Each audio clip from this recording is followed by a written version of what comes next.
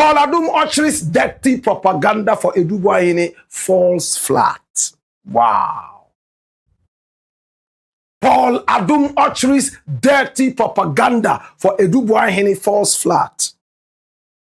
My brother, my sister, it looks like there's a deliberate attempt to muddy the work of the Attorney General and Minister of Justice by some political miscreants.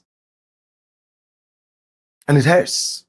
This is the Attorney General and Minister of Justice, Dr. Dominic Akuritinga Ayine. He's a Stanford lawyer, Connecticut, United States of America, University of Ghana. He's a learned fellow. Now, Oral did his work, brought a lot of names and accusations and allegations together, and presented to this man to sit on the thing and also prosecute. He took time to go through it and realized that some of them were not truly hitting the right nail on the head. As the Attorney General, it is his duty to sit back and make sure that these things are sorted out. Pressure. You are delaying. We need to see things happening. Even when he presents the case to be prosecuted, sometimes the courts even delay. Until now, that the Chief Justice himself has decided that there should be some speedy courts on the advice or the suggestion of the President, John Dramani Mahama. So now, we have Justice Francis Apangabono Achibunga as one of the lawyers who replaced the original ones who were sitting on some of these cases. My brother, my sister, this is Dominic Akuritinga Ayine. He is the Attorney General and the Minister of Justice of Ghana. Under him is the IOCO, Economic and Organized Crime Office, and is headed by Raymond Archer, Capo di Tutti Capi. This is the guy. He trained as a journalist. And right after that, he went into intelligence. Went to so many different schools around the world, England, America, and beyond. And his dossier is very rich. This is the guy. The president, in his State of the Nation address, made it clear that over 600 million Ghana cedis got recouped and swept back into the coffers of Ghana from miscreants, people who are stolen from the people of Ghana, all by the work of the IOCO, led by this guy here, a journalist who became a security expert, an intelligence guru. Since IOCO was founded, from the days as SFO, Serious Fraud Office, they have never been able to have this magnitude of achievement. This guy, but instead of having people encourage the office and even the office of the Attorney General, under which IOCO is, the politicians are busy talking. It started with Captain Smart, finding faults with almost everything that this guy did, and the Attorney General. Then I realized that Paul Otcheре was also getting very interested in this. And interestingly, Akuritinga Ayine taught Paul Otchere in school. The rest of the story will keep for a rainy day like this. My brother, my sister, this is a gentleman that I respect. Right now, he's a communications officer of the NPP. I don't have any problem with that. Recently, he went into some very serious arguments with veteran journalist, Kwesi Pratt. But he has his show on TV. And it seems that show is a propaganda tool for the NPP. And unfortunately, it used not to be like that. But it became that, and I think it's lost a lot of eyeballs because of that. I'm just trying to be as honest as I can. I may be wrong. This is Paul Adumochre, a very beautiful guy. He trained as a lawyer. And then he went into journalism. He's won a lot of awards in the field of journalism, even though not a trained journalist. Let me go straight into action. Paul Adumochre on his show, Good Evening Ghana, a very beautiful show that I used to love. And I think I still love to some extent. If the propaganda is put aside, you can do propaganda. But when it hinges on the integrity of the nation, patriotism, and what have you, then you are a sellout. If you see that this thing that these people are doing is destroying the integrity of the nation, it's going to have a very big toll on the taxpayer and the economy of the nation. And you still do propaganda with this so people can go free. You are a sellout. My brother, a man who will aid a thief to run away is himself a thief. True or false? If I'm wrong, tell me I'm wrong. Now, I'm going to play you 2 videos from his show with all love and respect. The very first one, he was taking a certain news item from Joy FM. And he was talking about what happened in court when Edu Boahen went there, and how a prosecution witness came out and made it clear to the courts that Edu Boahen had not stolen any money. He started off, my brother, my sister, by looking at that piece from Joy. Now let us all look at it and come together as patriotic Ghanaians and decipher what a trained lawyer said.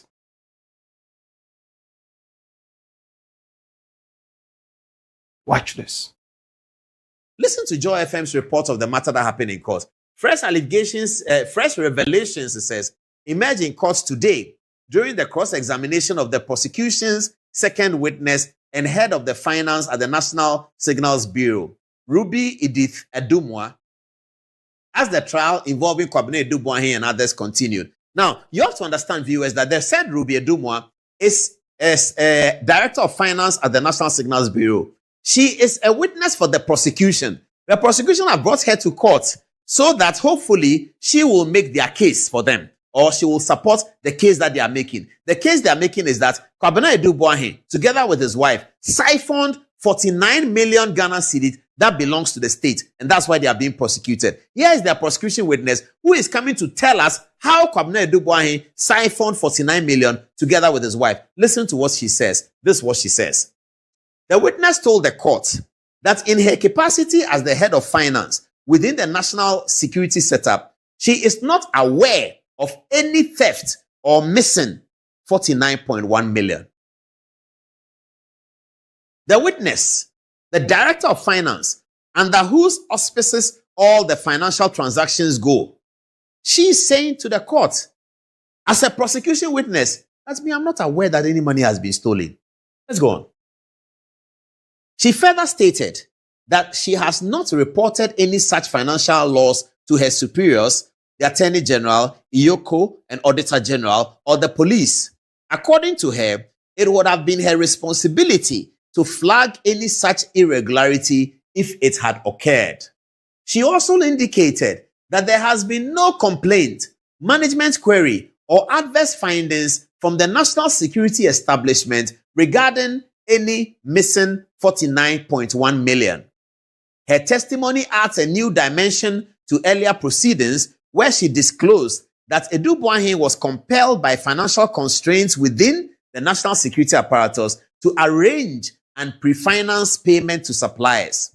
Under cross-examination by Defense Counsel Samuel Atachian, she explained that the institution was at one point left with a balance of just 11,000 cedis, prompting measures to address obligations with Ability Computers and Software Industries Limited of Israel. Edu Boahen, who is standing trial alongside his wife Angela Ejeboatin, faces multiple charges including causing financial loss to the state, money laundering, and stealing in connection with an alleged 49.1 million cybersecurity contract scandal. Speaking to the media after the proceedings, Defense Counsel Samuel Atachian maintained that the prosecution's witness is being factual and that nothing can change the evidence presented. So far, so very good. The prosecution's witness is just being factual, and there's no way you can improve upon the facts that are before the court. There's nothing we have put across that is not from the prosecution itself. If your adversary is admitting your facts, then the conclusion is yours, he said. The developments in court appear to contrast with earlier claims by the Attorney General Dominic Ayini, who alleged that Edu Boahen transferred 49.1 million from a Bureau of National Communications account into a private company account linked to himself and his wife.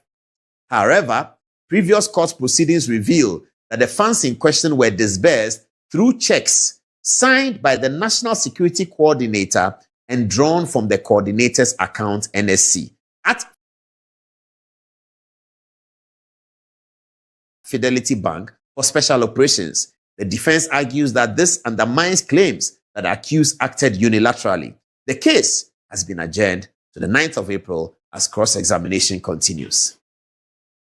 That's the Joy FM reports, which says that what is coming out is showing a clear contradiction between the facts that have been delivered to the court and the press conference that was run by Dominic Ayini, the Attorney General. I am waiting for Dominic Ayini to call another press conference. I understand that Felix Kwaku Annan is with the president around the country. I'm sure that when he's back, he will call Dominic Ayini to hold another press conference so that media can ask him these questions. That Mr. Attorney General, you said the guy has stolen. Your witness in court said the guy has not stolen and that she is not.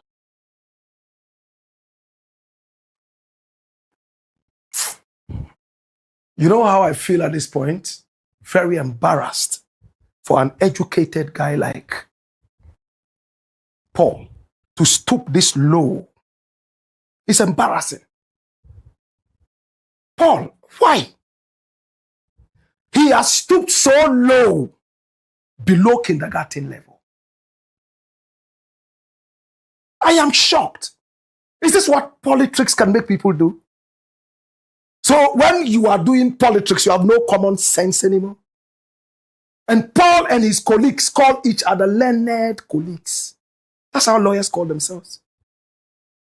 Is this the studiousness that they have? Now let's get into action. I am embarrassed by this report from Joy. Joy, I don't want to say what I want to say. But if this is coming from you, it's a shame. Who wrote that story? Where are the editors that we used to have there? Is this a report from Joy? What a shame.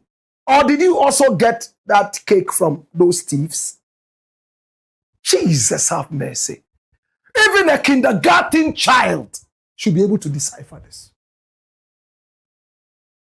The lady goes to court. She's a prosecution witness. She was the head of finance. This lady here. My brother, Dominic Ayini said, even if the boss of Kwabena Agyapong were alive, he would arrest him for allegedly planting his signature on some dubious documents. But he's dead and gone. Anybody can fake his signature. And that is what they are trying to prove right now. Head of finance comes to court. She was also arrested. And she decided that she would be a prosecution witness. It is accepted, right, in the echelons of the law and legal practice, okay? So she said she would be a prosecution witness. Now she gets to court and Atachia asks, okay, tell us, has Ebu Boahen stolen any money that you know of? Listen to the question, paraphrased. She said, no, I do not know of any money that he, Ebu Boahen, has stolen. Number two, if I did know this, I would flag it and report him to my superiors.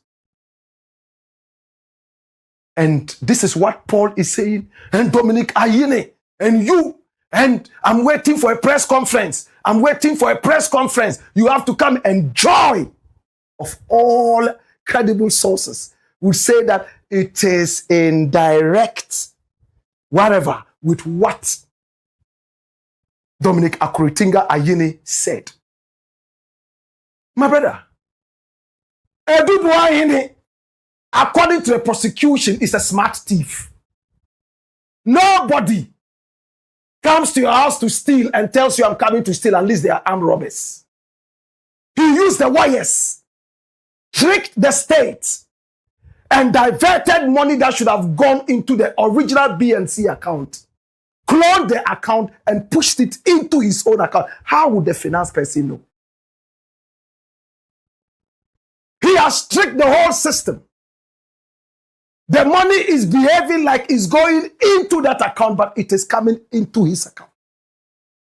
And it's been proven beyond all doubt, at least by what we are seeing, that Ebu Boahen went into the account and started to take money out of the stolen money, allegedly, blowing that on so many different personal things.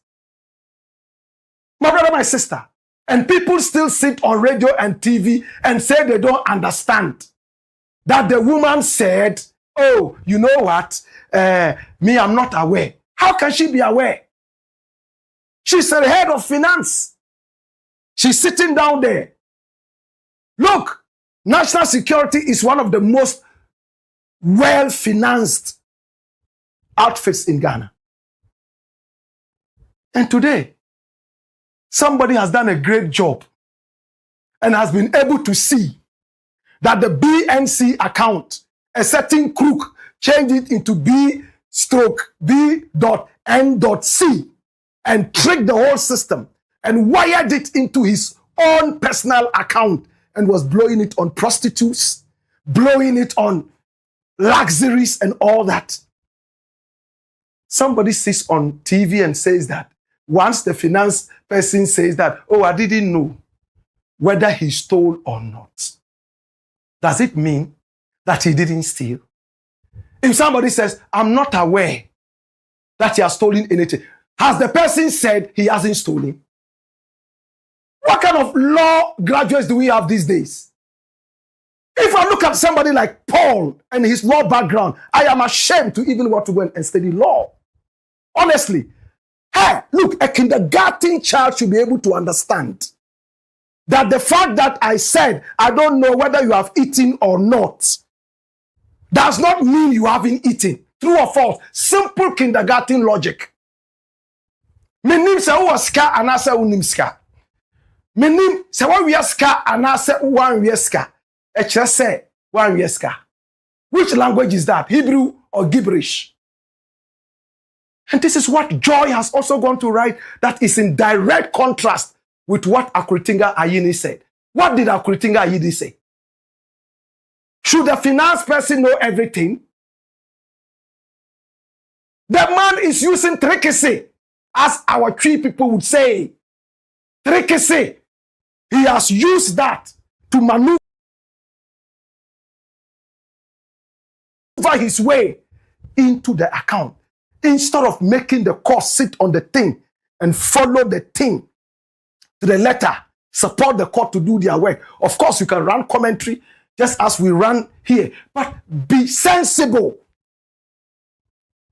You are supposed to be a lawyer, okay? You are a lawyer. Finance person says, me, I'm not aware whether he has stolen or not. And Paul says, it contrasts what the man said. And listen to what Atachia also said. First, watch his countenance. Watch his face. Watch this.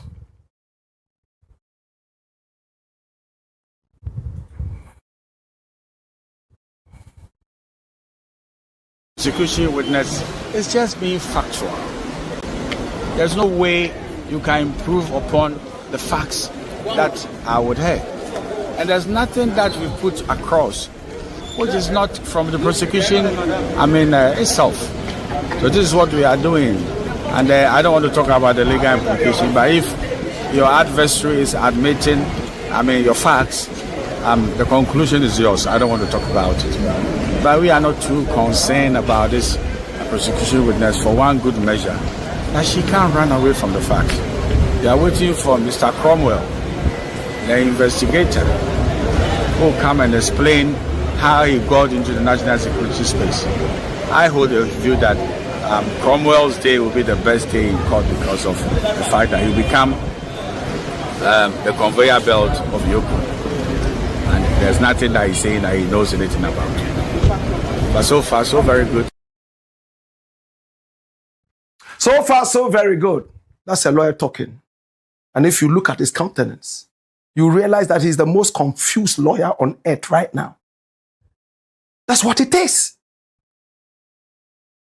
When you are faced with hard facts, it's clear how Boahen blew the money. The judge is interested in knowing, did you transfer money into your account? Did it finally get into your account? How did it get into your account? Did you blow the money from your account? That's all we are interested in.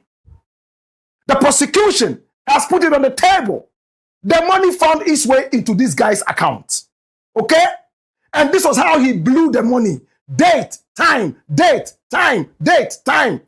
How he went into the account day in, day out. What he used the money for. And who took the money. Including Rashida and all those people. I met Boahen, and he tried to convince me that he was being witch hunted. And I believed him at first. Later on, when I got into the whole thing, and I saw that, no, sir. The way the prosecution put it, this guy is a dangerous criminal.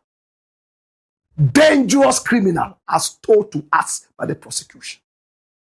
Hey, this guy, I will not reveal everything he told me. Because I want to say that it was private. Privilege. I leave it there. My brother, he is a very smart guy. Me with all my smartness, when I sat down with Boahen for just about 10 minutes of talking, I felt that he was being witch hunted. Till we went into the facts. I had to run back to prosecutors and say, what is happening? This information I got, this information that I got. Now they had to open everything up clearly. And I went into every item. This guy, very dangerous guy. And I'm sure his lawyer knows. That's why all the churches are refusing him. From Wingham, Assemblies of God, all the way through, nobody wants to be associated with him. Business partners are running away from him because they have seen his dubiousness. By virtue of the fact that he probably has given one or two people some stolen money. They come and sit on TV. Yeah. My brother, my sister, I'm going to say something. If this guy doesn't go to jail, I will leave this country. Remember I said that about Bawumia? If this guy is not convicted, Black Rasta, I will leave this country until this government is out. Wallahi. I said it about Bawumia, and many were those who said, oh, black, blah, blah, blah. When the elections were coming, I was in Jamaica. I'd already booked a place. I was in some other places. I was ready to move. That is a man, when you say something, keep it, hold on to it. I know what I've seen. It's left with the lawyers, the judges, let them go and do whatever. There's nothing that can save this guy. Not Paul Adumochiri, not, what's the guy's name? Captain Smart. Captain who? Look, he can blow his money on anybody. The last bit of the stolen money. On anybody and everybody. Nothing would save this guy. This is Judgment Day. And I tell you that. If this guy doesn't get convicted, me, Black Rasta, I will leave this guy, and I'm putting it on record. I will leave. And the reasons are clear. How can lawyers come and sit on TV and be behaving like kindergarten ducklings? Yes, this is the finance, what of who, and because she said she didn't know, that meant that, oh, did you study logic in school? Did you study logic in school? Simple logic. Otchere himself is talking and he's sweating, and you are bold enough to sit on TV and say, you are waiting. And you know why? It's hatred for one man. Raymond Acha. That's it.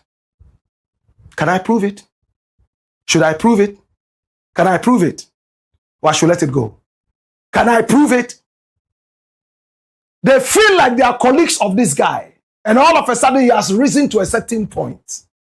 From nowhere. Oh, we're all journalists, you know.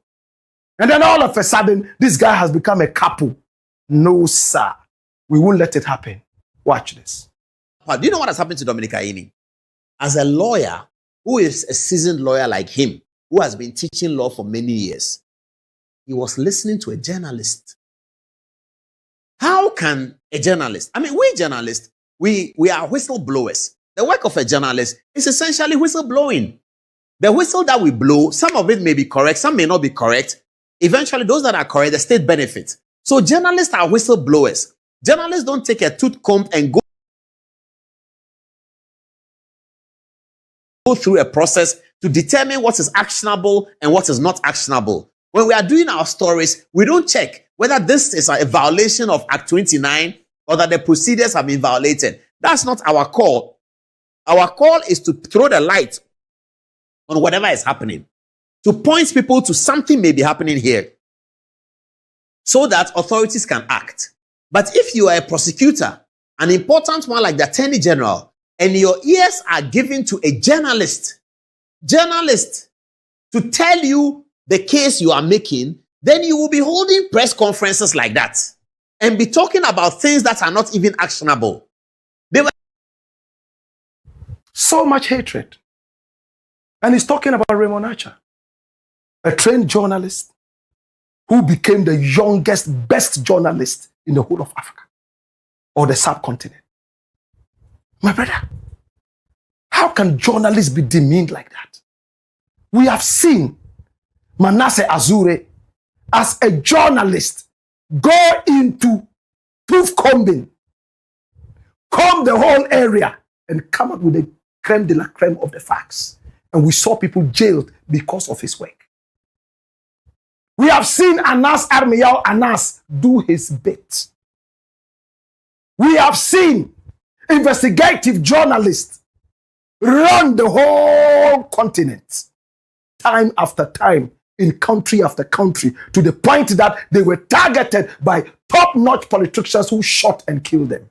Do we all remember Zongo of Burkina Faso? He was shot and killed in cold blood. Who was he? He was an investigative journalist. Ahmed Swale, why did they kill him? Was it because he stole an ice cream? They shot and killed him because he was an investigative journalist. My brother, the police work hand in hand with journalists. Most of the time, the journalists even see it first before the police. How can you demean your former lecturer, Akuritinga Ayine, to the point that he is only listening to a journalist? Why? Because of politics or sheer hatred? Akuritinga Ayine, all of the man who taught you in law school, the rest of the story will keep for a rainy day like today.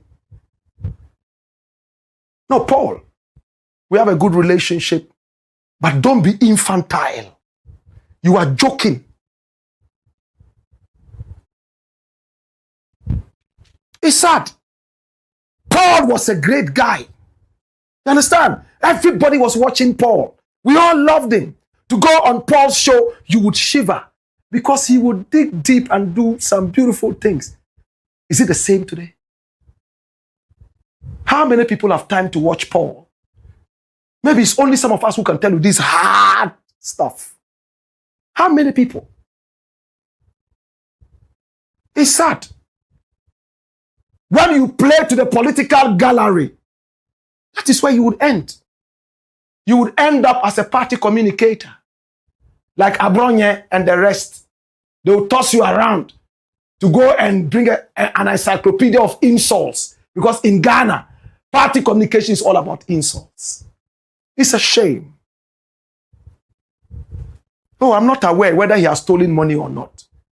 If I did know this, I would have been the first person to report. Oh! I say, Odiwa in Riashi. And say, Dominic Akuritinga Ayine. Asama Okane in Tronkwa. And Tisene Adia Nabano. And say, assembling. Who taught you in school? Your child there on school, now your friend is saying, you are a disgrace to education. It's a shame. I'll leave it here. All in all, please put it on record. If this guy escapes conviction, with all respect to the courts, I will leave this country. But who am I at all? I will leave it in protest. I'm done. Thanks for watching. Like and share the video.